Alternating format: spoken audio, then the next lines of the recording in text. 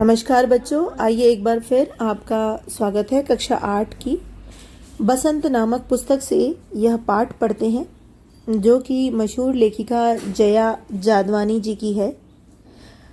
पाठ का शीर्षक है यह सबसे कठिन समय नहीं। जया जादवानी जी के बारे में थोड़ा जानते हैं, जिनका जन्म 1 मई 1959 को कोतमा जिला शहडोल मध्य प्रदेश भारत में हुआ। यह हिंदी भाषा की लेखिका है जिन्होंने उपन्यास, कविता और कहानियाँ लिखी हैं। इनकी प्रमुख कृतियाँ हैं कविता संग्रह में मैं शब्द हूँ, अनंत संभावनाओं के बाद भी, उठाता है कोई एक मुट्ठी ऐश्वर्य, तीनों कविता संग्रह हैं। इसके अलावा कहानी संग्रह में मुझे ही होना है बार बार, अंदर के पानियों में कोई सपना कांपता, मैं अपनी मिट्टी में खड़ी हूँ कांधे पर अपना हल लिए। इसके अलावा उपन्यास है तत्वमसी, कुछ न कुछ छूट जाता है, मिट्टी पाड़ी खारो पाड़ी। यह इनका प्रमुख कृतियाँ थीं। इनको छत्तीसगढ़ हिंदी अकादमी सम्मान से सम्मानित किया गया। यह हिंदी की एक अप्रतिम गद्यकार और कवि हैं। कहानी जगत में इनकी अपनी एक अलग शैली और पहचान है। ये हिंदी साहित्य की युवा पीढ़ी की सशक्त कहानीकार हैं। तो आइए पढ़ते हैं। यह सबसे कठिन समय नहीं। कविता से नहीं, यह सबसे कठिन समय नहीं। अभी भी दबा है चिड़िया की चोंच में तिनका और वह उड़ने की तैयारी में है। अभी भी झड़ती हुई पत्ती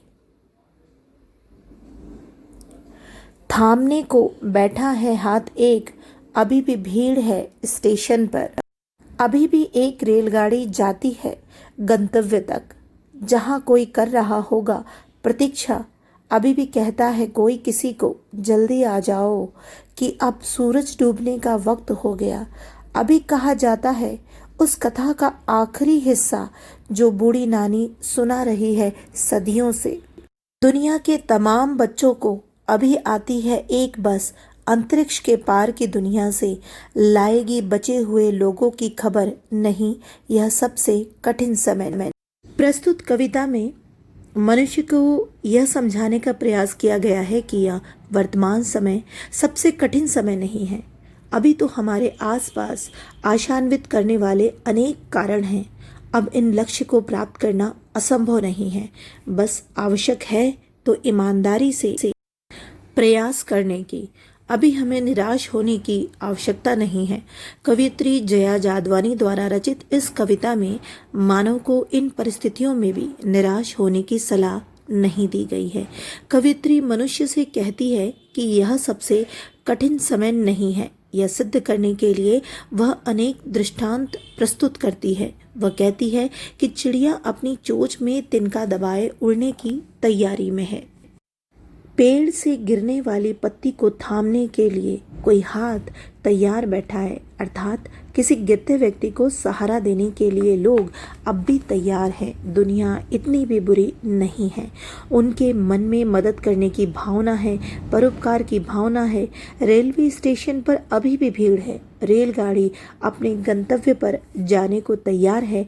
वहां पहुंचते ही कोई किसी के इंतजार में बैठा हुआ है कि उसका प्रियजन आ रहा होगा। शाम को सूरज ढलने का वक्त होते ही कोई किसी के इंतजार में व्याकुल हो जाता है।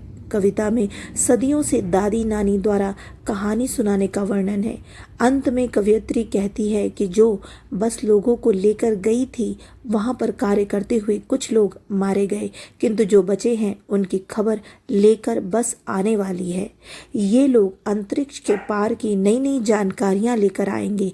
संसार में जब अभी इतना कुछ हो रहा है तथा होने को है, तो यह कहा जा सकता है कि यह सबसे कठिन समय नहीं है। ऐसे में किसी को भी निराश होने की आवश्यकता नहीं है। यूं भी कहा जाता है कि ये समय गुजर जाएगा। अब वो पल सुख का है तो वो भी गुजरेगा, और यदि वो पल दुख का है तो वो भी गुजरेगा। हर एक पल के गुजरने के बाद दूसरा पल जरूर आता है।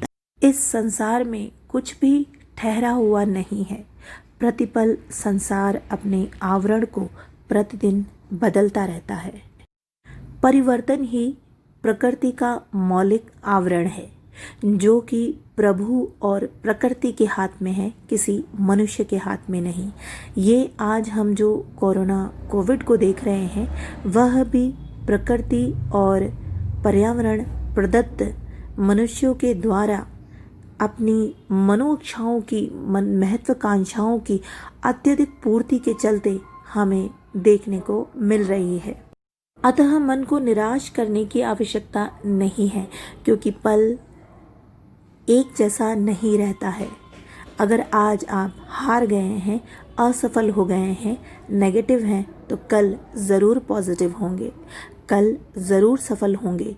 कई असफलताएं, कई हार हमें आखिर सफलता तक पहुंचा ही देती हैं।